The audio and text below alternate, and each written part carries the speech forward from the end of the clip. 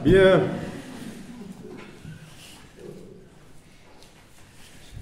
Madame Pondiac, je vais vous envoyer chez Monsieur le Proviseur si vous continuez.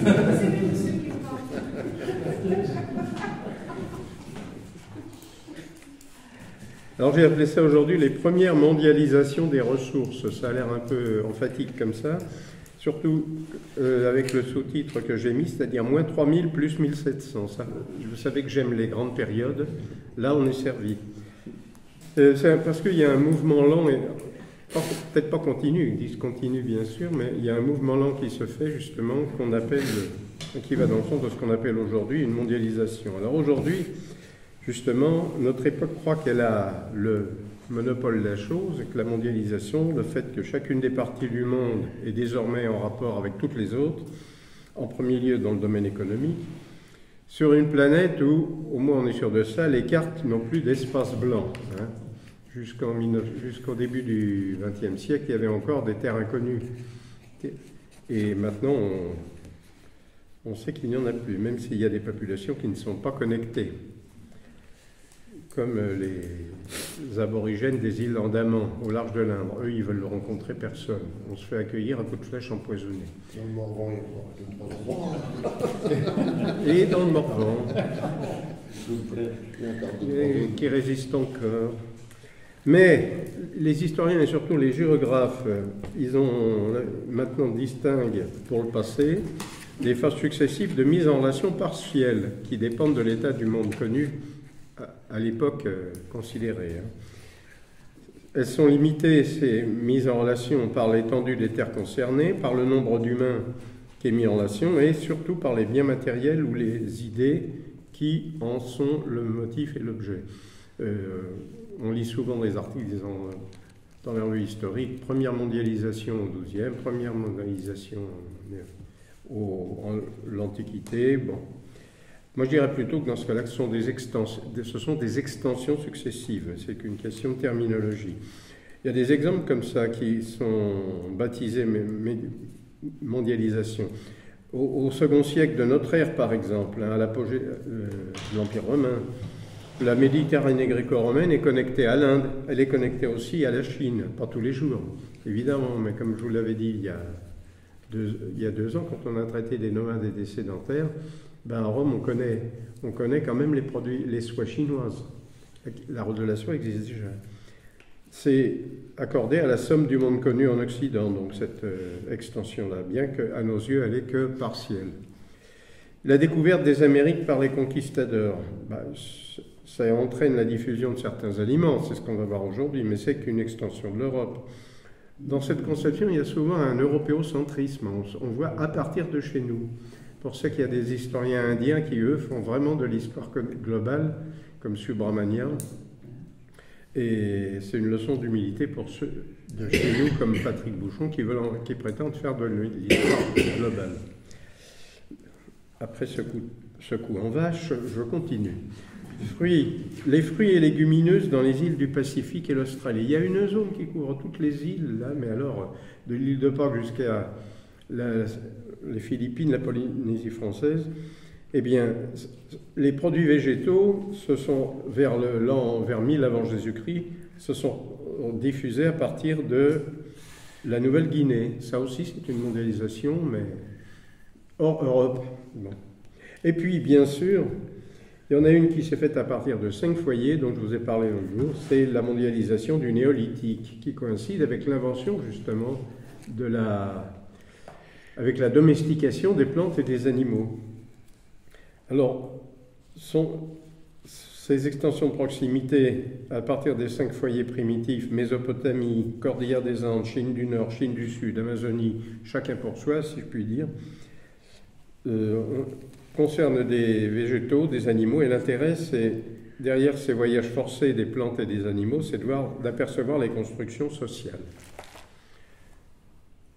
Donc, allons-y pour la diffusion des espèces et ce que j'appelle les variétés originelles, celles telles que par exemple on a pu les voir cultivées, maîtrisées dans les 5 foyers que je viens de vous citer. C'est un processus de 8 millénaires qui commence, qui va conduire le cultivateur-éleveur à la conquête de la totalité du monde. C'est pourquoi ma périodisation, je crois, n'est pas excessive. Il y a trois modes de dispersion pour l'offre alimentaire qui augmente, là, régulièrement. La colonisation, c'est-à-dire la migration de masse. Les guerres de conquête, même si elles ne sont pas suivies d'occupation permanente. Vous savez, il y a tout un tas de légendes qui circulent sur le fromage de chèvre, disant qu'il est venu après la bataille de Poitiers, que les Arabes en 732. Bon, ça c'est le folklore, c'est la communication alimentaire des fromagers du coin. Mais ça n'empêche pas qu'une guerre de conquête peut laisser, si bref soit-elle, une incursion, une razzia, quand elle repart avec d'autres troupes qui la servent de près, elle peut quand même abandonner bien des choses. Par exemple, la bataille de Talas entre les troupes musulmanes du calife de Bagdad et les Chinois, en plein milieu de l'Asie centrale, les Chinois, qu'est-ce qu'ils ont laissé sur place? Le papier. Et c'est comme ça que nous l'avons eu. Mais ce n'est pas de l'alimentaire, mais c'est pas grave. Le papier, ça peut servir à l'emballer, l'alimentaire. Et surtout, la plupart des aliments se sont ensuite, hors néolithique, et se sont diffusés par les échanges. Le premier agent de diffusion, c'est le commerce, et c'est à cela que Montesquieu faisait allusion en disant que le doux commerce était bien préférable à la guerre, à la conquête.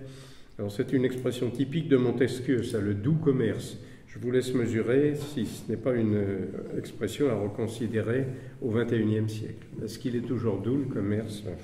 L'expression signifie aussi autre chose, le doux commerce. Oui. C'était le commerce des hommes et des femmes, le doux commerce. Ah oui, oui, le mot commerce, c'était l'échange. Oui, mais Montesquieu l'employait au sens 3, je crois, des marchandises. Oui, c'est Montaigne qui parle. Il devait ruser, Montesquieu. C'est Montaigne qui parle avoir commerce avec autrui. Oui. Ou avec autrui. Hein. Alors là, je te suis parfaitement. Alors, ces 8000 ans, là, on va les séparer en deux séances. La première suite de mondialisation, du néolithique à la veille de la révolution industrielle, on en parlera aujourd'hui, et la deuxième, depuis la révolution industrielle, puisqu'elle va mettre en place une exploitation globale, rationnelle, des ressources de la part des puissances dominantes, essentiellement les nations européennes.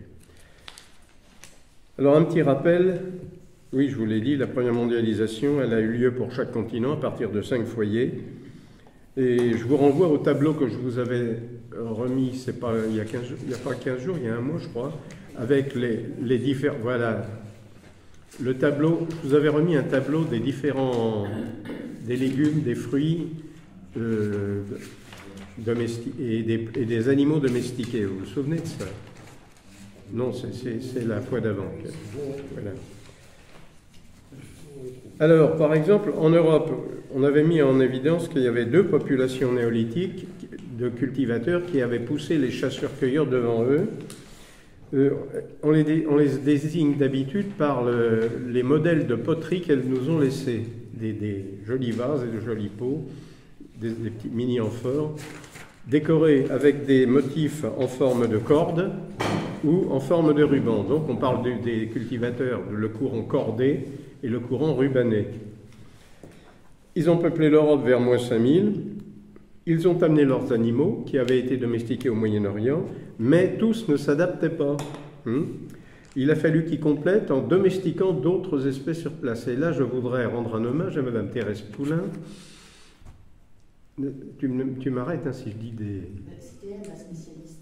Comment? C'était elle la spécialiste. Elle était spécialiste, c'est la première femme archéologue qui a été spécialiste de archéozoologie. Et c'est elle qui avait mis en évidence le fait qu'on avait trouvé des os et des restes de petits bœufs du Moyen-Orient, de moutons du Moyen-Orient, mais à côté, on avait le grand bœuf aussi qui vient de la domestication de l'auroch. Tous viennent de l'auroch, mais l'auroch asiatique était bien plus petit. L'auroch européen, c'est ce monstre de 2 mètres au garrot qu'il valait mieux ne pas avoir devant soi. Et donc, on a les cultivateurs moyen-orientaux, qui sont venus moitié par la Méditerranée ou moitié par l'Europe centrale, ont domestiqué de nouvelles espèces qui se sont hybridées avec les leurs. Donc ça a augmenté déjà l'offre alimentaire. Ensuite, les empires de l'Antiquité, que ce soit Rome ou les empires d'Asie, l'empire hellénistique d'Alexandre, l'empire perse, l'empire parthe, vont favoriser un brassage, non plus des animaux là, mais des plantes issues de la révolution néolithique. Et par exemple, on pense que le premier légume à être diffusé partout, ça a été dans ces différentes variétés le pois. Mais n'imaginez pas les petits pois extra fins, hein, non, que vous dégustez avec délice. Le pois de toute espèce, pensez plutôt à des pois chiches, pas très tendres, qu'il faut faire tremper. Des pois d'Angole, comme on dit, qui est une variété subtropicale, pois du Cap, enfin bref. C'est le légume mondialisé par excellence. On doit aussi à cette diffusion de l'Antiquité les navets, les choux pommés, le lupin, les carottes, les légumes feuilles. Alors quand je dis légumes feuilles, c'est bien sûr les variétés de salade, mais c'est aussi les bêtes, les cardes et toute cette famille-là, ce qu'on appelle en termes de jardinier légumes feuilles, quoi. Les riches romains, je vous l'ai dit, ils n'ignoraient pas les fruits et légumes venus de l'Asie. Je dis les riches parce que c'était quand même pas facile à obtenir. Les pêches, par exemple. La pêche, elle vient d'un pays bien précis, c'est la Perse. Et les Romains, quand ils avaient les moyens de la faire vivre, ne s'en privaient pas, puisque, vous l'avez vu également il y a 3 ans, quand on a fait la section sur la mer, il y avait des ports romains, des comptoirs romains qui étaient autant de ports sur tout le long de la mer Rouge. Ensuite, on a un recul des échanges dans l'Antiquité tardive, mais il faut incriminer le climat là. On a un refroidissement, un petit, non pas un âge glaciaire, mais un net refroidissement du climat. Au 6e et 7e siècle, les invasions barbares en même temps, enfin ce qu'on appelait abusivement l'invasion barbare, et que les Allemands appellent d'une façon plus juste la migration des peuples, parce que c'est une migration de masse. Les civils, les hommes, femmes et enfants, bien sûr, concourent à peupler l'Europe. Et ça a entraîné en tout cas un repli des échanges à l'enrayon d'action. Ensuite, pour l'amélioration de l'alimentation qualitative et quantitative, il faut attendre les révolutions agricoles du Moyen-Âge. Alors, il y a des révolutions qui sont en fait une mise à disposition de nouveaux produits, nouveaux légumes, nouveaux animaux, surtout végétaux d'ailleurs, et des révolutions techniques. Et ce sont celles-ci qui vont compter pour être à l'origine d'une augmentation de la population qui sera mieux nourrie, qui sera moins sollicitée. Au début du régime féodal, elle était très sollicitée pour la corvée, la population rurale, et là, elle l'est un peu moins. Et en plus, ça coïncide avec un facteur favorable. Entre 1000 et 1200, il y a un réchauffement. Alors, progrès des techniques plus réchauffement égale augmentation de la population, jusqu'aux grandes pestes, évidemment, de 1348, où là, pour l'Europe, c'est l'effondrement. Alors, il y a 2 périodes de ces révolutions agricoles du Moyen-Âge. Celle du monde arabe au IXe siècle. Le IXe siècle, c'est l'âge d'or, c'est l'apogée de l'âge d'or islamique, du califat de Bagdad. Et disons, entre 700 et 1000, le monde arabe vit sa révolution agricole, toujours par la diffusion de 18 nouvelles plantes qu'il va faire essaimer dans toute la Méditerranée. Le sorgho, par exemple, qui est bien utile quand il ne pleut pas assez.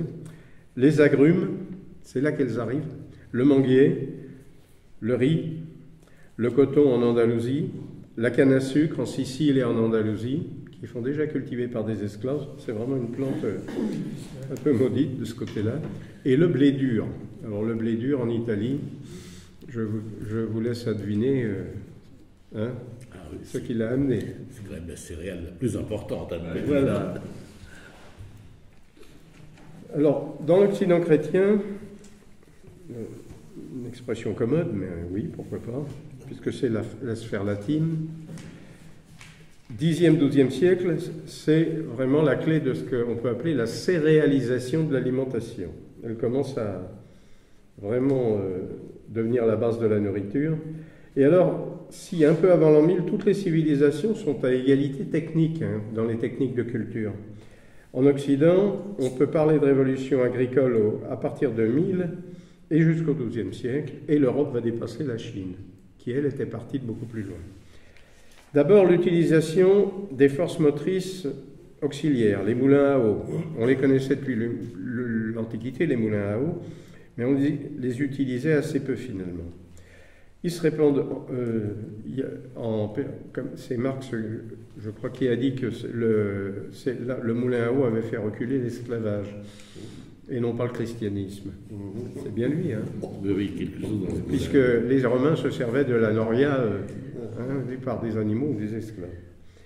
Alors là, on utilise les moulins à eau en Germanie, en Gaule, au 7e siècle, en Grande-Bretagne, un siècle plus tard. On commence à ferrer les chevaux, ben ça aussi, tiens, c'est une séquelle des invasions. Avant, on avait ce qu'on appelle l'hyposandale, c'est-à-dire une espèce de pantoufle avec des lacets qui montaient assez haut au-dessus du pâturon du cheval. Ça existe toujours, hein, d'ailleurs. Oui, il y a des kinés pour chevaux, oui.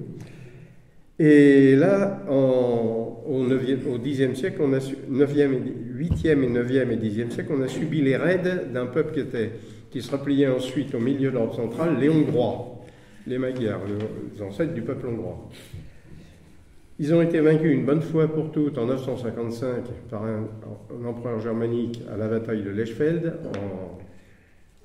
en Bavière.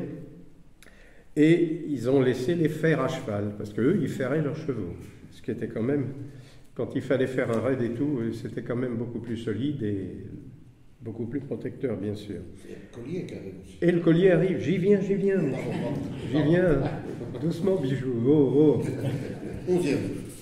Le collier d'épaule, qui fait que le cheval ne s'étrangle plus avec une puissance de traction de 50 kg, mais de 4 fois plus. L'attelage en fil. Donc le cheval devient un instrument de traction efficace à partir du XIe siècle. Et posséder un cheval, ça sera un signe d'aisance. On ne sera plus un vilain des labours, on est vraiment un laboureur. Quand on dit laboureur dans les registres médiévaux ou d'Ancien Régime, laboureur, il est libre bien sûr, il possède des chevaux. D'autres ne se partagent que des bœufs à plusieurs dans la communauté villageoise. Et le bœuf lui-même devient plus efficace puisqu'on introduit le joug fixé sur les cornes. Là aussi, on utilise pleinement la force du bœuf. Le fer se diffuse avec justement la multiplication des forgerons de village. Et enfin, si Philippe était là, il nous en dirait plus, la diffusion de l'assolement triennal. Une année de céréales d'hiver, une année de céréales de printemps et une année de repos. Quand on n'a pas d'engrais phosphatés, c'est une façon de faire reposer la terre. Alors, ces perfectionnements-là ont eu lieu en Chine bien plus tôt avec les outils de bronze. Le bronze, chez nous, c'est moins 3000. Hein. Chez les Chinois, c'est moins 5000. Ce qui fait qu'au deuxième millénaire, ils avaient les mêmes outils que nous, mais en bronze. Mais ce n'est qu'à partir du VIe siècle avant notre ère que le sud de la Chine va émerger comme nourricier de l'ensemble des royaumes et puis de l'Empire. Je vous ai parlé du Grand Canal, ça va entraîner une croissance de la population chinoise qui fera qu'elle est pour toujours une des zones les plus densément peuplées du monde. C'est grâce au riz. Alors le néolithique, c'est aussi l'invention de la ville. On va donc parler de la nourriture, du fait de nourrir cette ville, qui est aussi un enjeu de pouvoir. Alors avec la ville, le mangeur commence à ne plus être le producteur. Hein. Ils sont séparés. La ville a une position assez ambiguë, en fait, vis-à-vis de la campagne et du paysan. Elle a besoin de prélèvements pour se nourrir sur les récoltes. Donc, structurellement, elle est en position de prédateur sur les campagnes. Mais, paradoxalement, comme elle contrôle également la dite campagne, c'est le paysan qui est en dépendance alimentaire par le jeu des marchands, par la pression fiscale, par les réquisitions. C'est paradoxal, mais c'est ainsi. D'un autre côté, tout pouvoir ne doit pas en abuser. Un pouvoir urbain joue son existence en préservant la ville. En la préservant de quoi? De la disette, de la famine, par un excès de prélèvement. Et puis, quand il le faut, en tant que détentrice du pouvoir, c'est elle qui a les greniers, le stockage. Elle peut aussi organiser la redistribution pour éviter la famine, justement, même si ce n'est pas de la philanthropie. Ce qui n'exclut pas qu'il y a eu des élites un peu plus philanthropes ou la pression de certaines religions qui ont fait que la ville n'a pas intérêt à organiser la famine systématique de la campagne. Et chose importante, c'est que l'aspect de la ville, ce n'est pas celui que nous avons aujourd'hui avec l'artificialisation des sols. Hein. Si vous voyez un plan, même dans ces régimes, si vous voyez le plan de Turgot, par exemple, hein, 18e siècle, vous verrez que les rues découpent des pâtés de maisons, les façades des maisons sont tournées vers la rue, mais derrière, ce sont des jardins qui se rejoignent. Paris est à 25%, dans le plan de Turgot, il y a au moins 25% d'espaces champêtres, des treilles, en fait du vin de treille, des jardins, un peu de maraîchage. C'est pas grand-chose, mais il y a une autoproduction minimale, disons. Alors les grandes villes du monde à cette époque-là, elles sont plutôt en Asie. Bagdad, qui est la plus grande ville de l'islam, par exemple en 775, à l'apogée des califes abbassides, Bagdad a 1 million d'habitants. En Chine, la capitale, Pékin est capitale sous les Mongols avec 1 million d'habitants. Sous les Ming, qui chassent la dynastie mongole, c'est Nankin qui devient capitale, avec aussi 1 million d'habitants. Pékin redevient capitale sans avoir perdu de population entre 1425 et 1650, date à laquelle la dynastie des Ming sera elle-même chassée. Mais il y a plus fort, si je puis dire, il y a un État qui est aux marges de la Chine, l'Empire Khmer. L'Empire Khmer est centré sur l'actuel Cambodge, mais il comprend aussi le Laos à l'époque, une partie de la Thaïlande actuelle et une partie du Vietnam actuel, la Cochinchine, qu'on appelait la Cochinchine au temps colonial. Et il y a une ville énorme, vous avez vu des tas de reproductions, vous y êtes peut-être allé, Angkor Wat, qui est un des plus grands spécimens de temple, mais Angkor Wat n'est que le petit quartier religieux de la capitale qui s'appelle Angkor Thom. Je vous ai mis une photocopie. Alors on voit Angkor Wat, hein, justement, là, en bas de la... Mais Angkor Thom, c'est 1000 km², entouré par des douves, des canaux, des murailles. C'est le plus grand ensemble urbain qui n'ait jamais existé avant la révolution industrielle. Et bien sûr, Angkor Thom est au centre d'un réseau de routes organisé très tôt pour l'approvisionnement en riz, en allant et en poisson, hein, en allant jusqu'au Mékong. Des routes qui vont jusqu'au Mékong et jusqu'à ce lac miraculeux qui s'appelle le Tonlé Sap. À côté de cela, les plus grandes villes de l'Antiquité en Occident, elles font pas de figure. Vous avez Rome à l'époque des Césars qui fait 400 000 habitants, Constantinople 450. Et alors, que dire de la plus grande ville d'Europe au Moyen-Âge, 250 000 habitants. Et c'est quoi là? Quelle est la plus grande ville du Moyen-Âge, d'Europe au Moyen-Âge? C'est Paris. Paris, son apogée au XIVe siècle, juste avant la peste. Je vais prendre cet exemple parce que c'est le plus documenté. On a bien sûr les registres fiscaux, on a ce qu'on appelle l'état des paroisses et des feux, et les feux, c'est des foyers fiscaux. On impose un foyer, on n'impose pas d'individu. En 1328, l'état des paroisses et des feux nous donne 61 000 foyers, 250 000 habitants. Paris, donc, est plus peuplé que Milan, que Cordoue et que Naples, qui viennent tout de suite derrière. Paris est bien situé. L'an dernier, on en a parlé. Paris est au centre d'un bassin fluvial de rivières facilement navigables, qui draine déjà les meilleures terres céréalières de France. Et le premier soin du pouvoir municipal, qui est dans les mains de ce qu'on appelle la Hanse des marchands de l'eau, ce sera de maîtriser le trafic alimentaire en nommant des maîtres des ponts qui contrôlent les péages en amont pour qu'il n'y ait pas de blocage. On ne va pas laisser à un petit seigneur la possibilité de bloquer l'approvisionnement de Paris quand même. Donc, le premier soin de la Hanse des marchands, c'est de nommer des maîtres des ponts en amont sur la Seine jusqu'à Montereau, en aval jusqu'à Rouen, et quant aux affluents, ça va jusqu'à Villeneuve-sur-Yonne, pour Lyon qui est une des grandes voies d'accès, et sur l'Oise jusqu'à Compiègne. Ajoutez à cela des routes royales ou seigneuriales bien entretenues par la corvée, la grande chaussée d'Orléans pour commencer, la route de Boulogne, importante aussi pour l'alimentation. Boulogne est déjà un grand port de pêche. Ainsi, on va maîtriser les flux qui viennent des ceintures d'approvisionnement de la ville. Ça, c'est une notion de géographie rurale.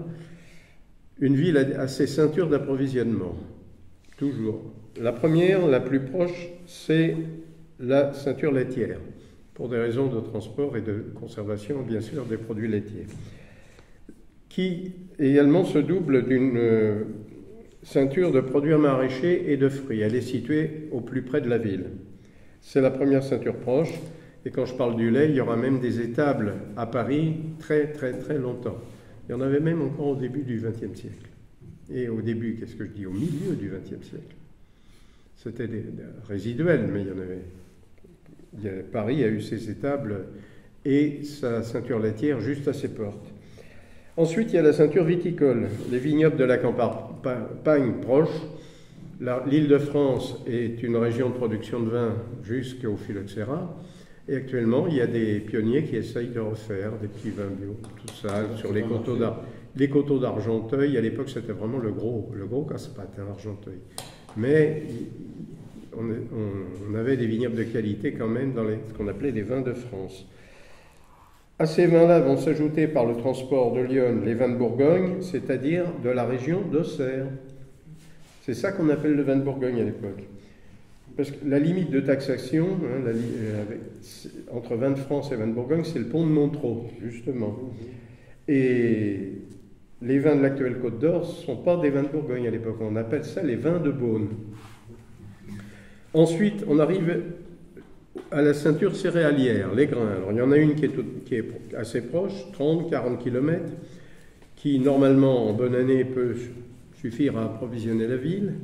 Mais en cas de mauvaise récolte, en cas de trouble suite aux guerres, etc., elle est extensible jusqu'à la Beauce, la Brie et la Picardie. Donc, Paris dispose d'un réservoir, entre guillemets, céréalier, qui va jusqu'à 150 km de rayon. C'est pas le tout de cultiver, encore faut-il, et de moissonner, encore faut-il stocker. Alors là, il y a une institution qui remplit un rôle de service public, si je puis dire. Ce sont les ordres monastiques qui ont un peu partout dans le bassin parisien des granges. Et les cisterciens sont à la pointe pour ça.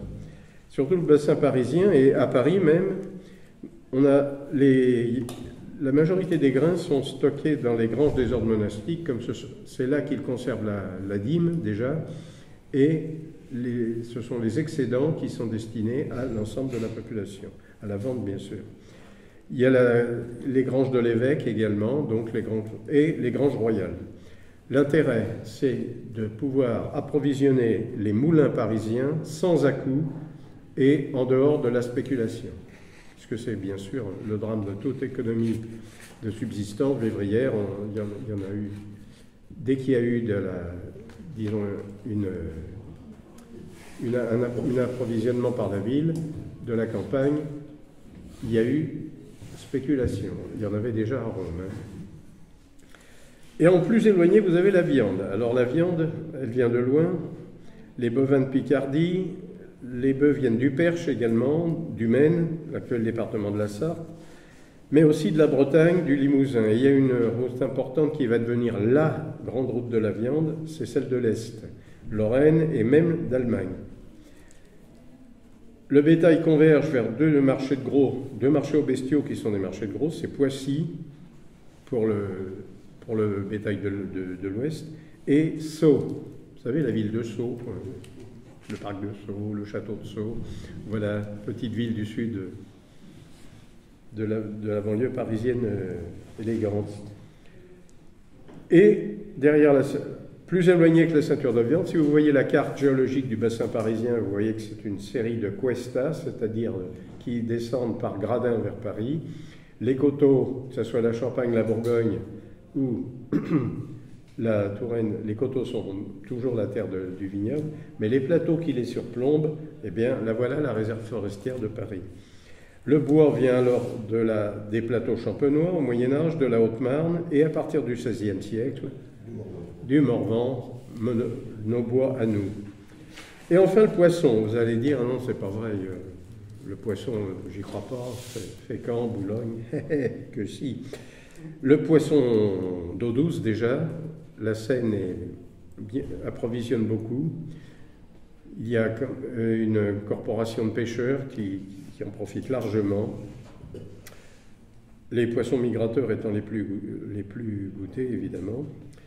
Il y a le poisson de mer salée, la morue, le hareng, toujours le hareng, et le poisson frais qui vient de Fécamp, de Boulogne et de Dieppe, qui est amené par ce qu'on appelle les chasse-marées. Alors les chasse-marées sont des convois de chevaux qui roulent. La route du poisson. On a refait. Là, ils ne roulent pas, mais des roues qui trottent jour et nuit, qu'on appelle le roulage accéléré en matière de transport, et qui ne s'arrête jamais, qui trotte, ce qui a valu le développement d'une race de chevaux qui à l'époque n'étaient pas ces monstres d'aujourd'hui, mais qui étaient des trotteurs assez fins, les Boulonnais. Toutes ces grandes races, la Boulonnais, Ardennais, étaient des trotteurs à l'époque. C'était pas c'est après, à l'époque du chemin de fer, qu'ils sont devenus des races de boucherie, que les éleveurs les ont recasés comme ça. C'est la boucherie qui les a fait enfler. Qui les a fait enfler, voilà. Mais tant qu'ils s'occupaient du poisson, bon. Vous avez une photocopie là qui vous montre aussi comment le poisson était stocké. Alors déjà, le poisson pouvait être consommé 1 jour et demi après son débarquement au port, c'est quand même pas mal comme record de vitesse. Et depuis 1300, il y avait un juré qui était envoyé par la prévôté de Paris, qui était le maître des jurés qui s'appelaient les maîtres des petits paniers. Vous voyez une femme à la droite de cette photocopie là, une femme qui est en train de boucler un panier. Alors on n'avait pas le droit de mettre de la paille au fond, on devait mettre directement sur l'osier les poissons, on devait les